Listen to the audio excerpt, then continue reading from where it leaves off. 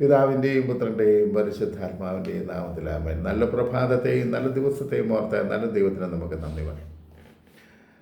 കർത്താവിൻ്റെ വലിയ കൃപ കൊണ്ട് ഈ ദിവസം കൊണ്ട് ജീവിച്ചിരിക്കാൻ, ആയുസ്സോടെ ആരോഗ്യത്തോടെ ജീവിച്ചിരിക്കാൻ അവിടുന്ന് അനുവദിച്ചു. ഇന്ന് ദൈവസന്നിധിയിൽ നീതിയോടെയും വിവേകത്തോടെയും ജീവിക്കാൻ ഞാനും നിങ്ങളും ആഗ്രഹിക്കുന്നു. ദൈവം അനുവദിക്കുന്നതിനെയൊക്കെ പരാതിയില്ലാതെ സ്വീകരിക്കുക. ജീവിത ബലി, ഈ ദിവസത്തെ ജീവിത ബലി അർപ്പിക്കുക. ഇപ്പം നമ്മൾ പ്രഭാഷകൻ്റെ പുസ്തകം 3-ാം അധ്യായം മുതലാണ്. അങ്ങനെ അതിൻ്റെ ഓരോ ചെറിയ ചെറിയ ചാപ്റ്റർ എടുത്താണ് നമ്മൾ ചിന്തിക്കുന്നത്. ഇപ്പോൾ നമ്മൾ ചിന്തിക്കുന്നത് എളിമയെ പറ്റിയാണ്. എളിമയുണ്ടെങ്കിൽ ഉണ്ടാകുന്ന നന്മയും എളിമയില്ലാതെ വന്നാലുണ്ടാകുന്ന നാശവും, അതിനെപ്പറ്റി പ്രഭാഷകൻ നമ്മളോട് സംസാരിക്കുക. ഇത്ര വളരെ ഹൃദ്യമായിട്ടാണ് പ്രഭാഷകൻ നമുക്ക് ഈ സന്ദേശങ്ങളൊക്കെ നൽകുന്നത്. എത്ര നമുക്ക് ലളിതമായ വാക്കുകളിൽ ജീവിതത്തിൻ്റെ ഓരോ അവസ്ഥകൾ, സാഹചര്യങ്ങൾ, ഇതിനെപ്പറ്റിയൊക്കെയാണ് നമുക്ക് പറഞ്ഞു തരുന്നത്. നമുക്കൊന്ന് ശ്രദ്ധിക്കാം. മകനെ, എളിമ എന്ന പുണ്യം, 3-ാമത്തെ അധ്യായത്തിൻ്റെ 17 മുതലുള്ള തിരുവചനം. മകനെ, സൗമ്യതയോടുകൂടി കർത്തവ്യങ്ങൾ അനുഷ്ഠിക്കുക, ദൈവത്തിന് അഭിമതരായവർ നിന്നെ സ്നേഹിക്കും. നമ്മൾ സൗമ്യതയോടുകൂടി കർത്തവ്യങ്ങൾ അനുഷ്ഠിക്കുക. ഈ കാലഘട്ടങ്ങളിൽ മനുഷ്യരിൽ ഏറ്റവും കുറഞ്ഞിരിക്കുന്ന ഒരു കാര്യമാണ് സൗമ്യത. വൈകാരികമായി പൊട്ടിത്തെറിക്കാനും ദേഷ്യപ്പെടാനും ഒക്കെയുള്ള സാധ്യതകളുള്ള സാഹചര്യങ്ങളുള്ള ഈ ലോകത്ത് നിങ്ങളും ഞാനും ഒക്കെ ജീവിക്കുമ്പോൾ പൊട്ടിത്തെറിക്കൽ സ്വാഭാവികമാണെങ്കിൽ കൃപ കൊണ്ട് പൊട്ടിത്തെറിക്കലിനെ ഒഴിവാക്കി സൗമ്യതയോടെ നമുക്ക് സൗമ്യത വരണമെങ്കിൽ മറ്റുള്ളവരോട് സ്നേഹം ഉണ്ടാകണം. നല്ല ഉള്ളിൽ നിറഞ്ഞ സ്നേഹമുണ്ടെങ്കിൽ നമുക്ക് സൗമ്യതയോട് സംസാരിക്കാൻ പറ്റും. അല്ലെ പറ്റത്തില്ല കേട്ടോ. അല്ലെ നമ്മൾ വൈകാരികമായ തലങ്ങളിൽ എടുത്തു കഴിയുമ്പോൾ ഉള്ള സ്നേഹവും ബന്ധവും തകർന്നു പോകും. പറയുകയാണ്, അങ്ങനെ നീ ചെയ്താൽ, കർത്തവ്യങ്ങൾ അനുഷ്ഠിച്ചാൽ. ഓഫീസിൽ ജോലി ചെയ്യുന്ന ഒരാളാണ്. അദ്ദേഹം വന്നിട്ട് നേരമെടുത്ത പോലെ ദേഷ്യപ്പെട്ട് സംസാരിക്കുകയാണെങ്കിൽ ആ ഓഫീസിലുള്ള ബാക്കിയുള്ളവർക്കെല്ലാം അസ്വസ്ഥതകളാണ്. മറിച്ച് നമ്മൾ കുറേ അസ്വസ്ഥതകളിലാണ് ജീവിക്കുന്നത്. കുടുംബത്തിൻ്റെയോ ജീവിതത്തിൻ്റെയോ പ്രാരാബ്ദങ്ങളോ രോഗങ്ങളോ ഒക്കെ കൊണ്ട് വിഷമിച്ചാണെങ്കിൽ പോലും നമ്മൾ പ്രാർത്ഥനയോടെ, ഒരു ദൈവിക വിവേകത്തോടെ, ശാന്തതയോടെ ആണ് നമ്മൾ ജോലിക്ക് ചെല്ലുന്നെങ്കിൽ ആ ഓഫീസിലുള്ളവർക്കെല്ലാം ഒരു സ്വസ്ഥതയും സമാധാനം കൊടുക്കാൻ പറ്റും. നഷ്ടപ്പെടുത്താതെ, സ്വസ്ഥതയും സമാധാനവും നഷ്ടപ്പെടുത്താതെ എങ്കിലും ഇരിക്കാൻ നമുക്ക് സാധിക്കും. ഇവിടെ പറയുകയാണ്, അങ്ങനെ നീ ചെയ്താൽ ദൈവത്തിന് അഭിമതരായവർ നിന്നെ സ്നേഹിക്കും. ഒരുപാട് വിഷമങ്ങളിലാണെങ്കിലും നമ്മൾ വിവേകത്തോടെ ശാന്തതയോടെയൊക്കെ സംസാരിക്കുമ്പോൾ മറ്റുള്ളവർ നമ്മളെ സ്നേഹിക്കുകയും ബഹുമാനിക്കുകയും ചെയ്യും. 18-ാമത്തെ വചനം പറയുന്നു, നീ എത്ര ഉന്നതനാണോ അത്രമാത്രം വിനീതനാവുക. വലിയ വിഷമമുള്ളൊരു കാര്യമാണ്. ഉന്നതനാകുന്നതനുസരിച്ച് മനുഷ്യനിൽ സ്വാഭാവികമായിട്ട് അഹങ്കാരം വന്നു കൂടുന്നുണ്ട് കേട്ടോ. ഞാനത്ര മോശമല്ല, ഞാൻ ഇത്രയും വലിയ ആളല്ലേ, ഞാൻ ഒപ്പിട്ടാലേ പലതും നടക്കത്തുള്ളൂ, ഞാൻ ഇടപെട്ടാലേ കാര്യങ്ങളൊക്കെ ശരിയാകത്തുള്ളൂ. ആ ഉന്നത സ്ഥാനത്ത് നിന്നെ ഇരുത്തിയിരിക്കുന്നത് ദൈവമാണ്. ആ ഒരറിവും ബോധ്യവും നിനക്കുണ്ടാകട്ടെ. അങ്ങനെ ഉണ്ടായാൽ വളരെ വലിയ ദൈവാനുഗ്രഹം. നീ എത്ര ഉന്നതനാണോ അത്രമാത്രം വിനീതനാകുക. അപ്പോൾ കർത്താവിൻ്റെ കൃപയ്ക്ക് നീ പാത്രമാകും. എല്ലാവരും ഉണ്ട്, എല്ലാ കഴിവുമുണ്ട്, എല്ലാ അധികാരവും ഉണ്ട്. പക്ഷെ കൃപയില്ലെങ്കിലുണ്ടല്ലോ കഷ്ടമാകും. നീ ചെയ്താൽ നിനക്ക് തൃപ്തി ഉണ്ടാകുകയില്ല, നിൻ്റെ മുന്നിൽ വരുന്ന മനുഷ്യർക്ക് സമാധാനം ഉണ്ടാകുകയില്ല. കർത്താവിൻ്റെ കൃപയ്ക്ക് നീ പാത്രമാകും. കാരണം ദൈവമാണ് ആ തൊഴിൽ നിന്നെ കൊണ്ട് ഏൽപ്പിച്ചിരിക്കുന്നത്. ഈ അറിവും ബോധവും ഇല്ലാത്തത് കൊണ്ടാണ് കൈക്കൂലി വാങ്ങിക്കുന്നത്. മറ്റുള്ളവരുടെ മേൽ കുതിര കയറുന്നത് മുഴുവനും ഈ വിവേകമില്ലാത്തത് കൊണ്ടാണ്. ദൈവം നിന്നെ ആ സ്ഥലത്ത് വച്ചിരിക്കുന്നു. അതിനുള്ള ശമ്പളം സർക്കാർ തരുന്നു, അല്ലെങ്കിൽ അധികാരികൾ തരുന്നു. അത് വാങ്ങിക്കൊണ്ട് ദൈവിക വിവേകത്തോടെ ആയിരിക്കുമ്പോൾ നിനക്ക് മറ്റുള്ളവരുടെ മുൻപിൽ ബഹുമാനവും സ്നേഹവും കിട്ടുന്നത് മാത്രമല്ല, ദൈവകൃപയ്ക്കൂടെ നീ അവകാശിയായി മാറും. 20-ാമത്തെ വചനം പറയുന്നു, കർത്താവിൻ്റെ ശക്തി വലുതാണ്, വിനീതർ അവിടുത്തെ മഹത്വപ്പെടുത്തുന്നു. ഞാൻ പറയാം, ഞാൻ ഒരു ഓഫീസിലേക്ക് എന്തെങ്കിലും ഒരു കാര്യത്തിന് വേണ്ടി ചെന്നാൽ അത്ഭുതം, ഞാൻ ആ കയറിപ്പോണ ആരെയാണോ കാണാൻ പോണേ ആളിന് വേണ്ടി പ്രാർത്ഥിച്ചുകൊണ്ടേ കയറി ചെല്ലത്തുള്ളൂ.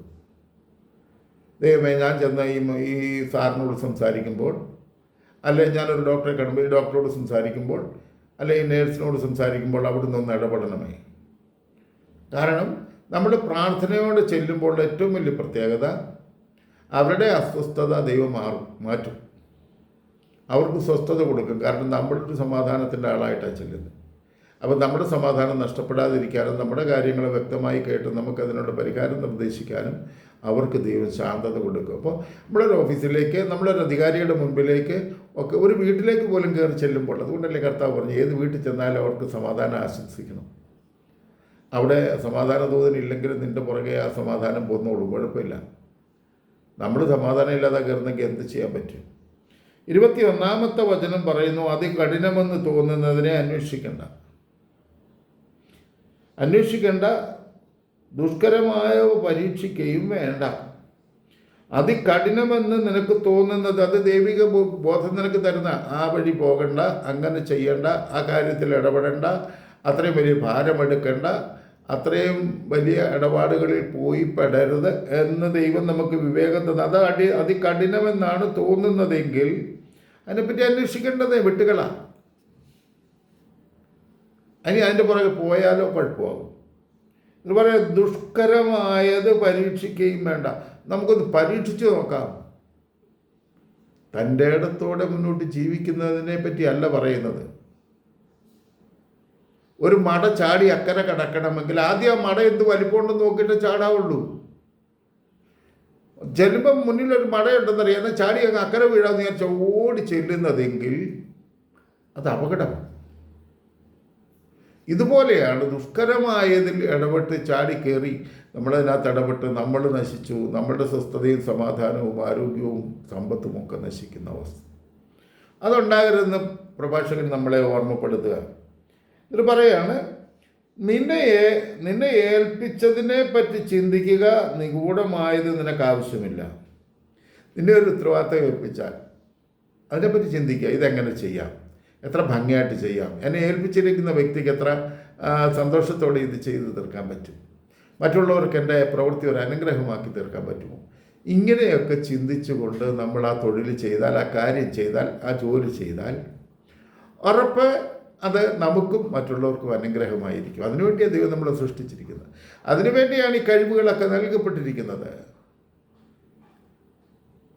അതിന് ചേരാത്ത പണി നമ്മൾ ചെയ്താൽ കുഴപ്പമാണ്, നശിച്ചു പോകും. നിന്നെ ഏൽപ്പിച്ചതിനെ പറ്റി ചിന്തിക്കുക, നിഗൂഢമായത് നിനക്കാവശ്യമില്ല. ഇനി 23-ാമത്തെ വചനം പറയാണ്, നിനക്ക് ദുഷ്കരമായവയിൽ ഇടപെടരുത്, എന്തെന്നാൽ മനുഷ്യൻ അഗ്രാഹ്യമായ കാര്യങ്ങളാണ് നിനക്ക് വെളിപ്പെടുത്തിയിരിക്കുന്നത്. ദുഷ്കരമായ കാര്യങ്ങളുണ്ട്, ചെയ്യാവുന്ന കാര്യങ്ങളുണ്ട്, വിവേകത്തോട് ചെയ്യേണ്ട കാര്യങ്ങളുണ്ട്, നമുക്കൊരിക്കലും ചെയ്യാൻ പറ്റാത്ത കാര്യങ്ങളുണ്ട്. അത് നിനക്ക് ദുഷ്കരമാണ്. വേറെ പലരെയാണ് ഏൽപ്പിച്ചിരിക്കുന്നത്. നടക്കാൻ വയ്യാത്ത നിൻ്റെ തലയിൽ ഭാരം എടുത്ത് വെക്കേണ്ട കാര്യം വല്ലതും ഉണ്ടോ? നടക്കാൻ വയ്യെങ്കിൽ നിനക്ക് നടക്കാൻ കഴിയുന്ന തരത്തിൽ നീ നടക്കുക എന്ന് മാത്രം. ഭാരപ്പെട്ടതിനെ എടുത്ത് തലയിൽ വെച്ചിട്ട് അയ്യോ ഭാരമാണ് എന്ന് പറഞ്ഞ് നീ കിടന്ന് കരഞ്ഞിട്ട് വല്ല ഗുണമുണ്ടോ? വ്യക്തമായിട്ട് ഇവിടെ പറയുകയാണ്, നിനക്ക് ദുഷ്കരമായവയിൽ ഇടപെടരുത്. പല കുടുംബ പ്രശ്നങ്ങളിലും പ്രായവും പക്വതയില്ലാത്തവർ ചെന്ന് ഇടപെട്ടാൽ ആ കുഴപ്പം. നേരെ മറിച്ച് പ്രായവും പക്വതയുള്ള ഒരാൾ, ദൈവിക വിവേകമുള്ള ഒരാൾ ഇടപെട്ടാൽ അതിനകത്ത് പല കാര്യങ്ങളും പറഞ്ഞു തീർക്കാനോ ഉപദേശിക്കാനോ നേർവഴിക്ക് നടത്താനോ പറ്റും. അത് ചെറുപ്പക്കാരനെ സംബന്ധിച്ചിടത്തോളം ദുഷ്കരമാണ്. കാരണം പ്രായോഗിക പരിജ്ഞാനമില്ല. അതിൽ ഇടപെടരുത്, എന്തെന്നാൽ മനുഷ്യൻ അഗ്രാഹ്യമായ കാര്യങ്ങളാണ് നിനക്ക് വെളിപ്പെടുത്തിയിരിക്കുന്നത്. സാധാരണ മനുഷ്യന് ഗ്രഹിക്കാൻ കഴിയാത്ത കാര്യങ്ങൾ ദൈവം നിനക്ക് വെളിപ്പെടുത്തി തന്നിട്ടുണ്ട്. അങ്ങനൊന്നും ഇടപെടരുത്. ആ വിവേകത്തോടെ ജീവിക്കാൻ നമുക്ക് സാധിക്കണം എൻ്റെ പ്രിയപ്പെട്ടവരെ. ഇനി 24-ാമത്തെ വചനം പറയാണ്, വിവേകശൂന്യമായ തീരുമാനം അനേകരെ വഴിതെറ്റിച്ചിട്ടുണ്ട്, അബദ്ധാഭിപ്രായം ചിന്താക്കുഴപ്പമുണ്ടാക്കുന്നു.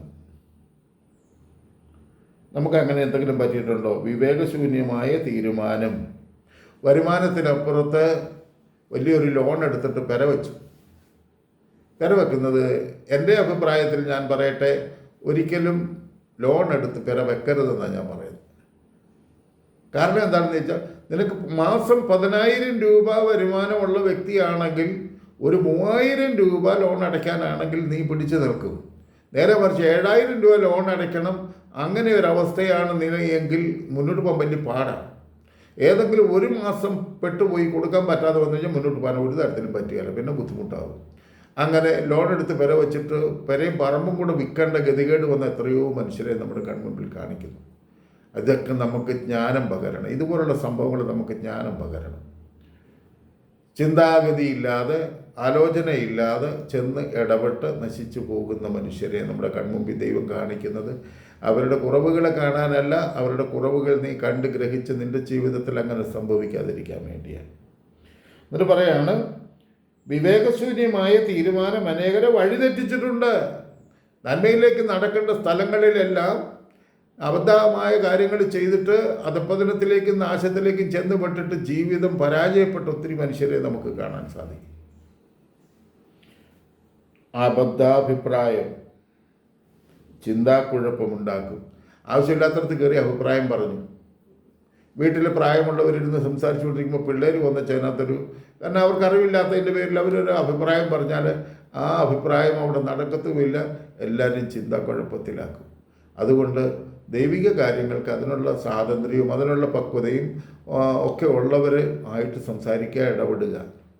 എൻ്റെ പ്രിയപ്പെട്ട സഹോദരങ്ങളെ, ഇങ്ങനെ ഓരോ ദിവസവും ഇങ്ങനെ ഓരോ ചെറിയ ചിന്തകൾ, അത് ബൈബിൾ പറയുന്ന അതേ ചിന്തകൾ നമ്മുടെ ജീവിതത്തിൽ പ്രായോഗികമാക്കാൻ നമുക്ക് ആഗ്രഹിക്കാം. അതിനുവേണ്ടി ദൈവത്തിൻ്റെ പരിശുദ്ധാത്മാവ് എനിക്ക് തരുന്ന ചിന്തയ്ക്കനുസരിച്ച് ഞാനിങ്ങനെ നിങ്ങൾക്ക് ഓരോരുത്തർക്കും ഓരോ ദിവസം ഇടാം.